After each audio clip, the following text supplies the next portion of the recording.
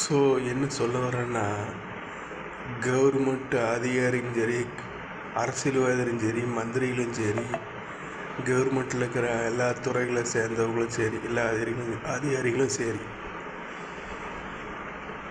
Police, doctor, military, வக்கீல், MLA, MP, டோட்டலாக government சேர்ந்தவங்க எல்லாருமே மக்களோட சேவகன் தான். கூலி சேவகன் தான். இன்னும் சொல்லப்போனால் ஒரு கூலி ஆட்கள் மாதிரி தான். ஏன்னா நீங்கள் மக்களோட வரி பணத்தில் தான் உங்கள் மொத்த கவர்மெண்ட் சர்க்காரே அதில் இயங்குது. நீங்கள்லாம் மக்களோட காசில் தான் சம்பளம் எல்லாமே வாங்குறீங்க. நீங்கள் மக்களுக்காக சேவை செய்யறதுக்காக படைக்கப்பட்டவங்க. அதை முதல் மனசில் நிறுத்திக்கங்க. நீங்கள் ஒன்றும் கடவுளோ இதுவோ கிடையாது. நீங்கள் மக்களுக்கு வேலை செய்யறதுக்காக படைக்கப்பட்ட ஒரு சேவகன். அதுக்காகத்தான் உங்களுக்கு மாதமான சம்பளம் வருது. 50,000 1 லட்ச ரூபா 2 லட்ச ரூபா வரைக்கும் கொடுக்குறாங்க மக்கள் வரி பணத்தில்.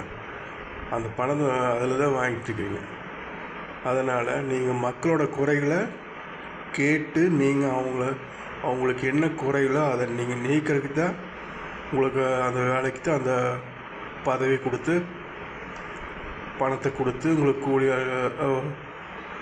கூலியாளுக்கு கூலி கொடுத்து எல்லாத்தையுமே வச்சுருக்குறாங்க. புரிஞ்சுதா?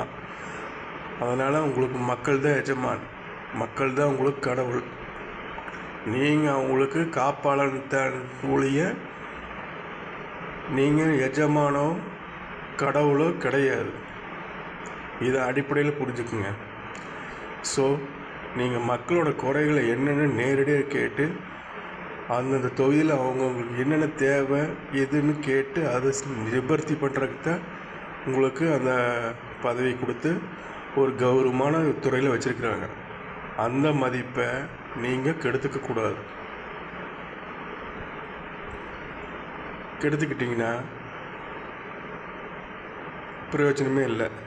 ஸோ இதிலேருந்து சொல்ல வர்றது என்னென்னா, நீங்கள் மக்களோட குறைகளை கேட்டு மக்களோட என்ன இது அந்த பிரச்சனையை தீர்த்து ஒரு நல்ல அரசியலில் ஒரு திறன்பட அரசியலை உங்கள் தமிழ்நாட்டில் இந்தியா லெவலில் உலக லெவலில் முன்னிறுத்தி கொண்டு போகணும்.